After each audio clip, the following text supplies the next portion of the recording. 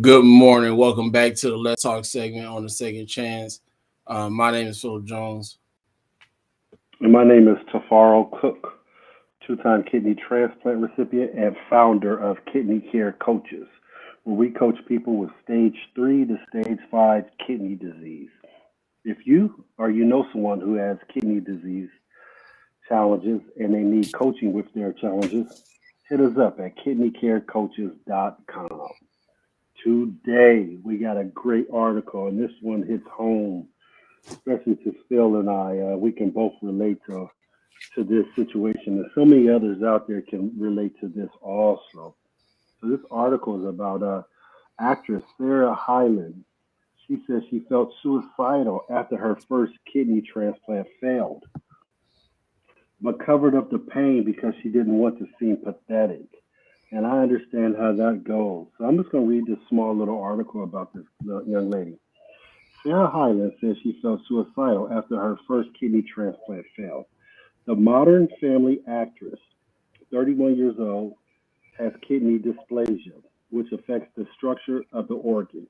And she recalled how low she felt having to undergo dialysis 3 times a week after her body rejected the first donated organ she had received.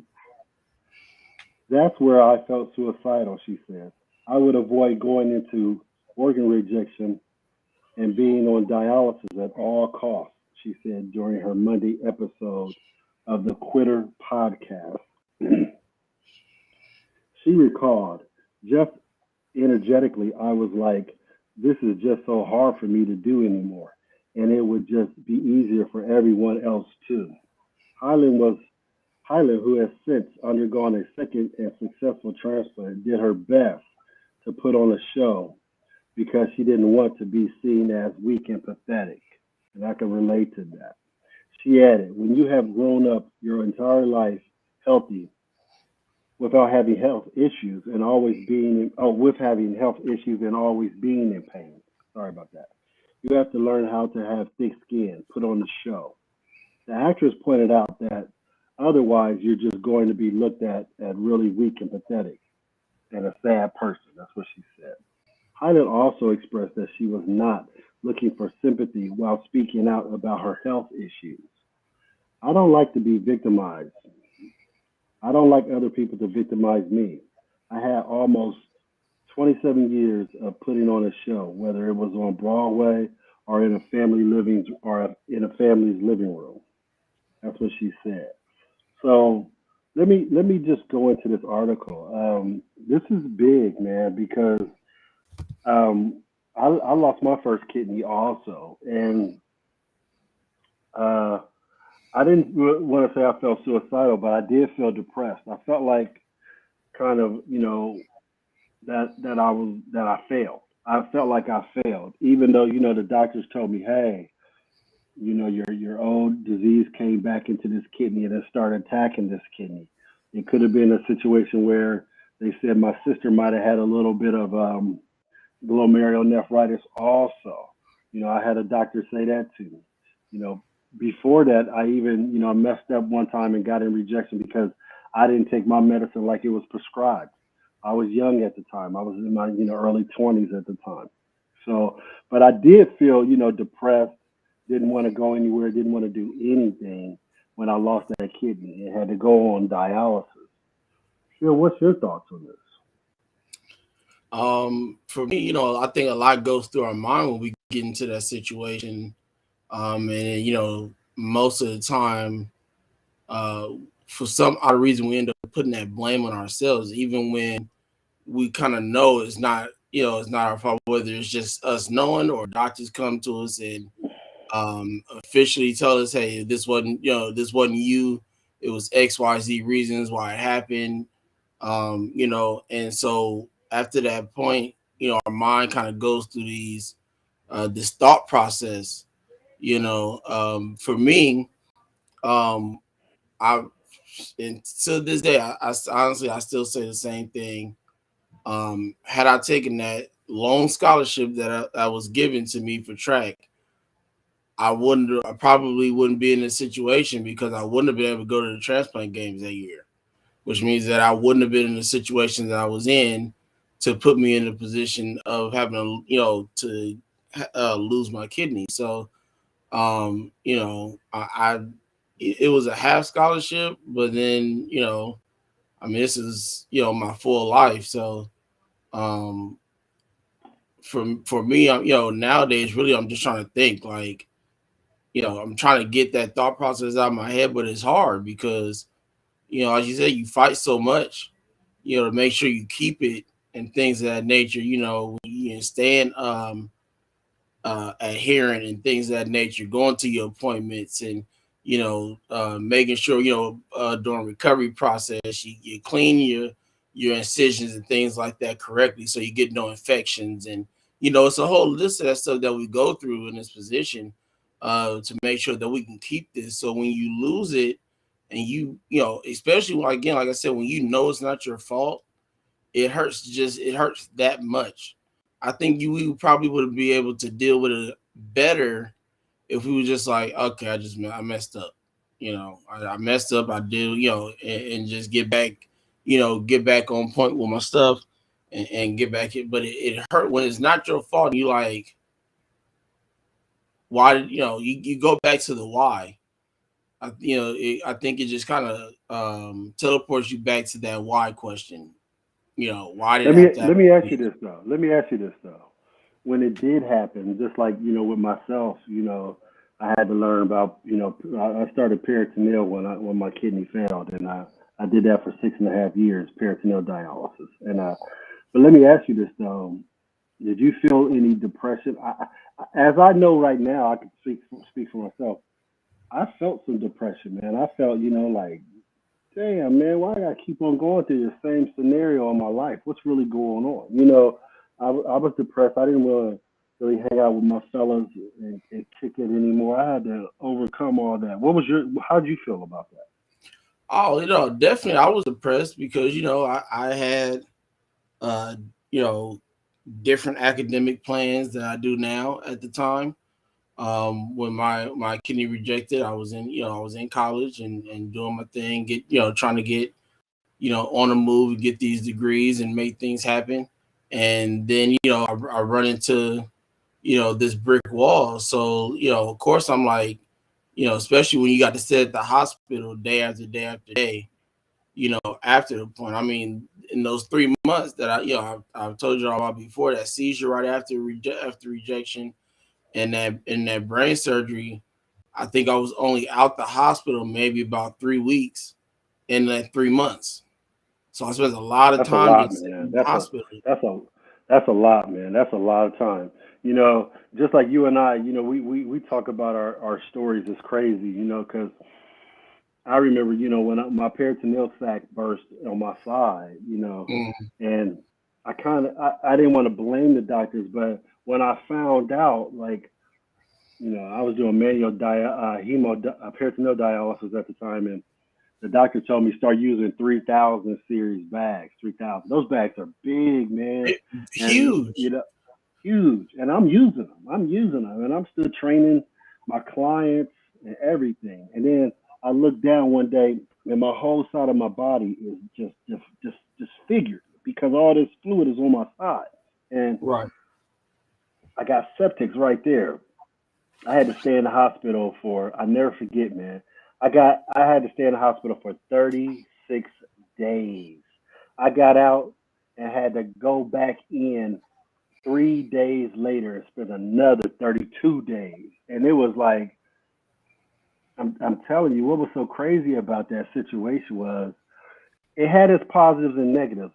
Staying that much time, that was almost 70 days in the hospital at the time.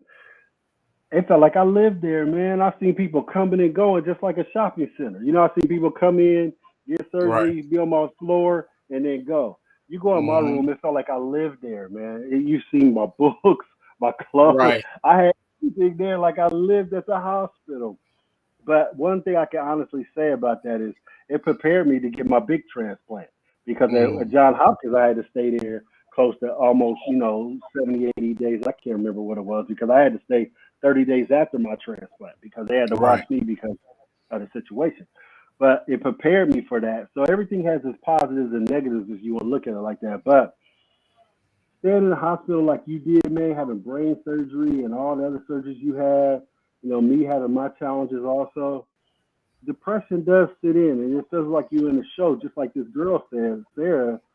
Everybody, every time you turn around, how you doing? How you feel? How you feel? And what I would tell people sometimes is, to myself, I'll be like, I feel good, just to keep it going. But people can't relate to what you feel like, what you're going through.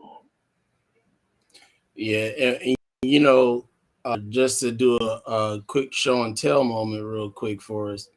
Um, for those of you who don't know, kind of understand what we're talking about 3 liter bags, 2 liter dialysis bags, so you can get a visual of how much fluid was being placed in Mr. Cook. Right, this is a 2 liter bag, and I just only it's Right. empty because I just got done doing my dialysis. But this is a 2 liter bag, so add another liter to this, and this is what he was walking around with and going to do his his training and things of that nature for his clients and stuff like that. That's a lot of fluid to be Man, it placed on was. top of what you drink.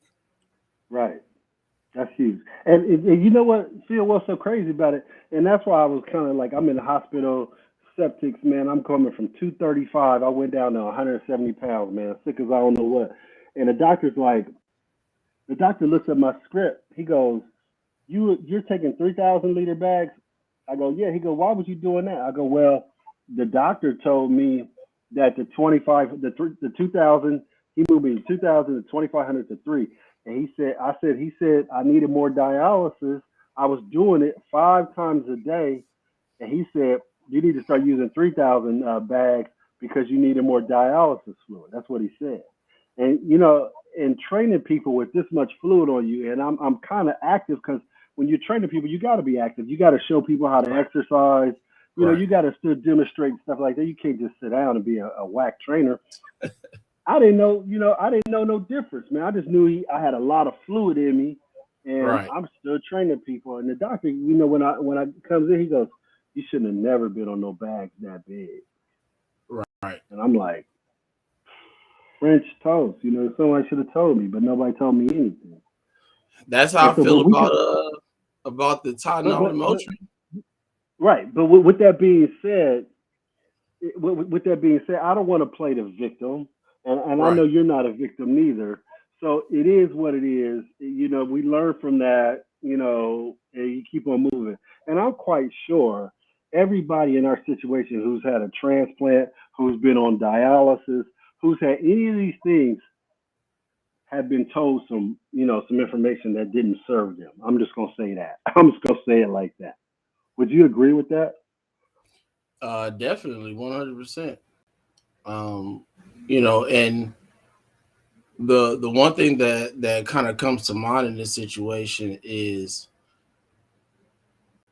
how to get out of that, how to get out of that depression or that mindset, because uh once it makes that click to being in that self-pity and thinking, well, what if or why, after a certain amount of time it's hard to turn that back off because now you just stuck in it, and so for me, what I've learned, because again, it was like that for a while for me. I was just kind of stuck, even being on dialysis and things. I didn't want to do nothing, you know. I just want to stay in the house, not do nothing, go nowhere, say nothing to nobody. That's how I was pretty much for like 2 years.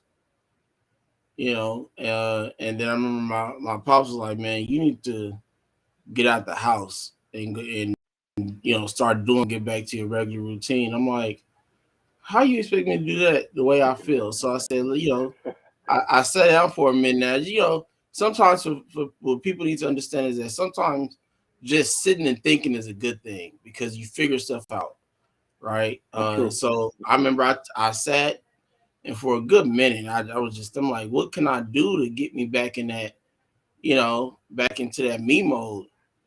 And so at the time, not too long before that, my uncle had gave me my cousin's car.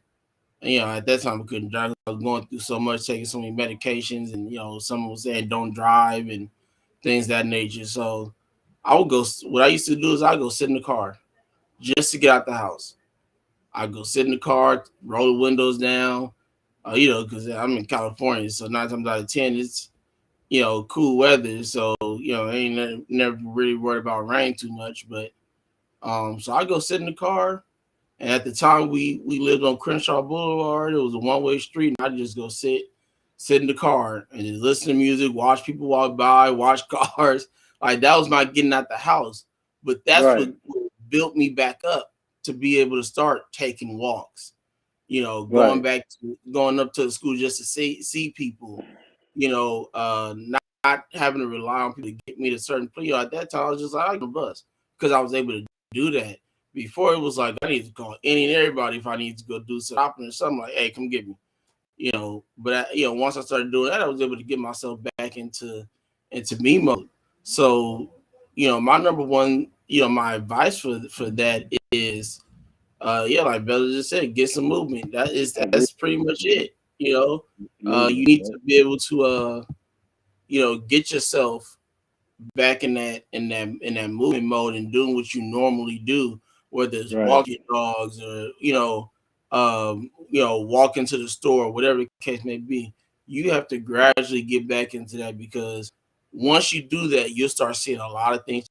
We talk about this, and it's crazy how all this stuff connects, right? We talk about nutrition, physical activity, things of that nature, right? So once Hmm. that physical activity part of you changes, getting up, walking, the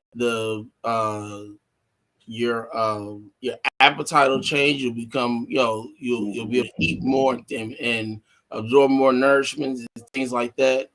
To be able to make that transition into trying to go get a kidney or whatever organ you need to go get, because it's those things are very important in that process, right? So after Mr. Cook is done, we're gonna take a look at Dr. Brookins' 5 steps to transplant, and we'll probably come back another day and really kind of dive deep into it. Go ahead, Mr. Cook. Well, I just want to, point out this last part of, the article we talked about. Mm. Sarah, she said she felt suicidal, and I never felt suicidal, but I keep it real. There were times where I questioned my life, like, I'm on dialysis. You know, I still had a lot of things going for me when I was on dialysis. Again, I had my own fitness studio. I was handling stuff, but still, there was still I felt there was a missing piece in my life. And what I meant by that, at that age at the time, I had a lot of friends getting married, getting engaged, having kids and moving on with their life. And it felt like I was just stuck, So I can understand, where the suicidal part comes in because you start questioning life when you're going through so much. And I could see Sarah saying this because, again, you'd be like, what am I doing here? If I gotta just keep on doing this, Right. what I got, what's the benefit, But again, this was a good article. I'm glad you and I can, we can both relate to this. There was both of us at one time lost our kidney function after we had transplants, so we understand what she's going through with this, and we can understand what other people are going through. And we just wanted to bring this to your attention that you can't feel depressed, anxiety, have these challenges when your kidney or your health isn't working, and especially after you get a life-saving organ and then that organ fails, and those can be really really challenging. And that's all we wanted to say. Go ahead, Phil. Start with the 5 steps of Miss Brookins' information. All right. Before I make that transition, there's one more thing I want to add to all this when we talk about depression and stuff, right? If you find yourself falling into that, the best thing honestly you can do is talk to somebody. Don't be afraid to talk Right, to somebody, right, because you'd be surprised at what just, even if it's a little bit or gradually coming out with stuff, right? How much talking to them, releasing it to somebody, and being able to get right. some positive feedback of those Get it words, off your chest. right? Get it off your chest, right? So definitely, find someone. And look, here's the thing. I'm not a person that likes to make people think that they have nobody to talk to, which is why I always put myself out there for people to come talk to me. It was crazy because I hate talking about my own problems 9 times out of 10. But I don't mind helping people with theirs. I've learned to make that adjustment in my life where I do talk to people. I mean, we talk. I talk to Edward. I talk to Will. I talk to a number of people about a number of things that I wouldn't talk about at first. So, and believe me, without being able to talk to a number of these people, Jonathan Trailer and things of that nature, people of those, in those areas, it's done a lot for me because I wouldn't be in a position I'm in if I still had all that weight on me.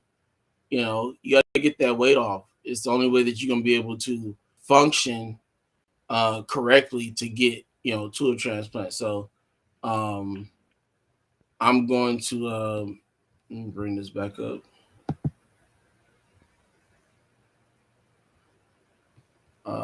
See if I can try to. I don't know if I can make it bigger. All right. Well, let me see. Make sure. Okay. Oh, that's good. That's good. So step one of this action plan is one, gather your EGFR, which is your kidney function values for the past 2 to 3 years. Next is check to see if your values dropped by over 15 in 3 years. So in those 2 to 3 years that you check, you need to make sure that it has not dropped over 15. Discuss your kidney transplant goals with your nephrologist. Because at the end of the day, that's really the only person that can make this happen because they have to, put a referral in and things of that nature. Even if you're having your transplant at, your medical facility, it still has to be a referral when gone through to the transplant coordinator and things of that nature. Transplant coordinator can't move forward with talking to you until they get an okay from the nephrologist. So that's why, we try to make sure we let you guys know have a great rapport with your doctor. I have a great relationship with my doctor, my nephrologist. My nephrologist is my kidney doctor as well as my personal physician. So, um, it's 2 for 1, which is a great thing for me. Decide your transplant center of choice, right? Do your research. We mentioned that a lot. Do your research. Be a self advocate. Get the information you need. My first transplant when I was a pediatric was at UCLA. This one that I'll hopefully will be getting soon will be Cedar Sinai Medical Center, which I'm in the process now of getting this evaluation done. So hopefully all this stuff happens very quickly. See next.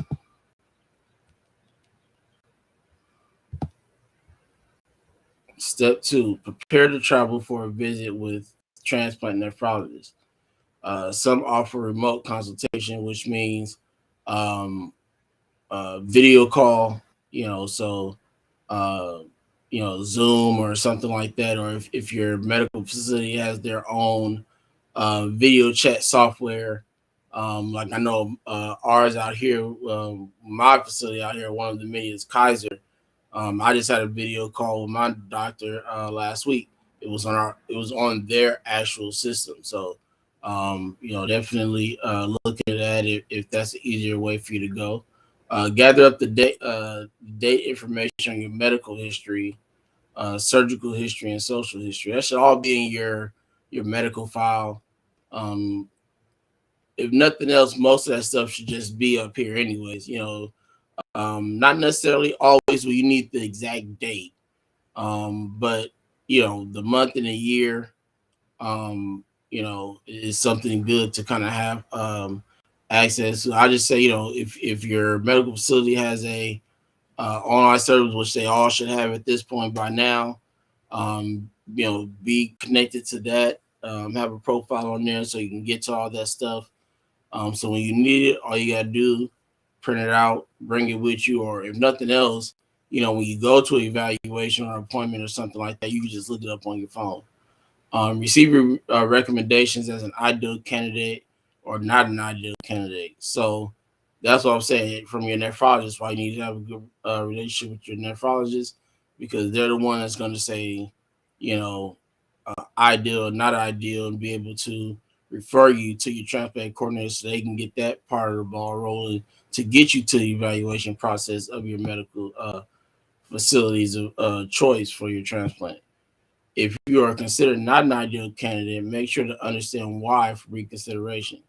And what that means is if they tell you no, find out if it's your blood pressure, find out if it's your labs, find out if it's your weight, things that, I mean, they should be telling you this anyways, but I forgot who it was. I think it actually was Bella, I think, that said they always take notes when they go to the doctor. Take your phone, take your notepad, Take those things. somebody else with you. Take right. Take, if you have a bad memory or just your handwriting is horrible, anything like that, take somebody else with you so that they can gather the information that you may miss, because you don't want to miss nothing. It's okay. Step three. I'm trying to speed through this so we don't take up too much time. Like I said, we'll get in depth in this at a later date. Step three: prepare your schedule to meet with other members of the transplant team. So if you've had one already, which is what we're kind of talking about now with today's show, then you should kind of know what the transplant team consists of. Um, Complete lab testing for immunity profile. Finish imaging tests to evaluate various organs. Meet with mental health and social work specialists. Some offer remote. So basically, what will happen with that is the social worker of the team will call you. Whether it's if you're in dialysis, then 9 times out of 10, you probably have a team already that has a social worker in it.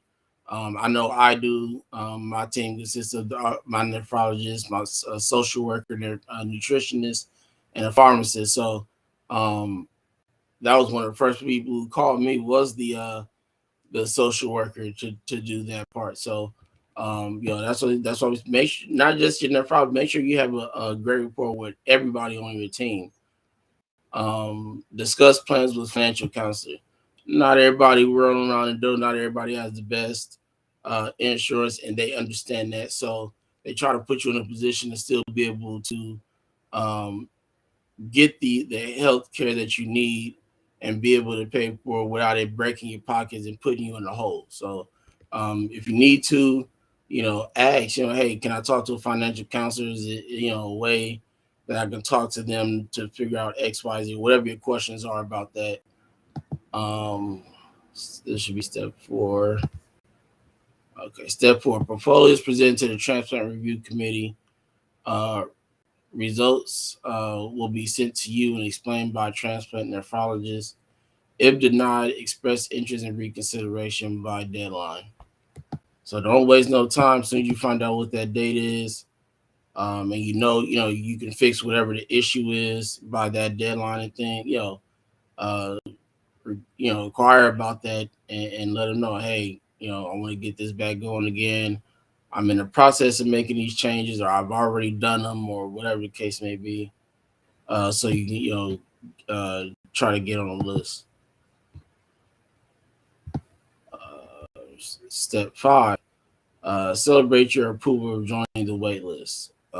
Get creative with your search for a living kidney donor. Don't look past anything in the sense of ways to look for a living kidney donor. If you got the money to put a helicopter in the sky that says I'm looking for a living donor, you know, then you do that, or walk around, your neighborhood with flowers or something. I don't know, but think of some creative. Some people have done bus stop benches, radio talk shows, TV talk shows, um, you know, flyers, church, school, just social media. I mean, it's a list of ways that you can go looking for a living kidney donor, right? So, sit down, talk to your family, figure out the best way and ways you think will be more effective for you to be able to find a living donor. Carefully avoid changes in your immunity. Refer potential living donor to your transplant center. So when you're doing that, uh, the transplant center information should already be on there. You don't want to put your personal information on there because one, that's a waste of time. I mean, like to them trying to call you when they could just go directly to the transplant center and say, "Hey, I want to get tested for, John Jacobs and whatever the case may be, to see if I'm a match or whatever." As opposed to calling you and then making another phone call, just put the transplant center information there, um, so they can go straight to them to get the process started. Consider being listed at more than one transplant center. Me and Mr. Cook have talked about this a number of times as well. Um, you know, Being listed at more than one transplant center is uh, is a very smart thing to do if you can do it. Because the one thing I do know is that let me say this: the insurance out here in California, right? Um, the rule is basically your insurance only covers and maybe that just may be the medical facility that I'm with, will cover that first evaluation or listing, um, at a transplant center. So you may have possibly have to pay for, another listing at another transplant center or something like that. So don't just assume that you can just get put on any. Otherwise, everybody be on every list. But also what you have to take into consideration is um, if it's close or if it's far, if you have the ability to get there, if it's a good distance away and things of that nature. So take those things into consideration if you're thinking about more than one transplant center, right? You think about your surrounding medical facilities that do transplants for your specific organ and things like that, and then go from there. I believe that's it. Mr. Cook, you got anything we just went over?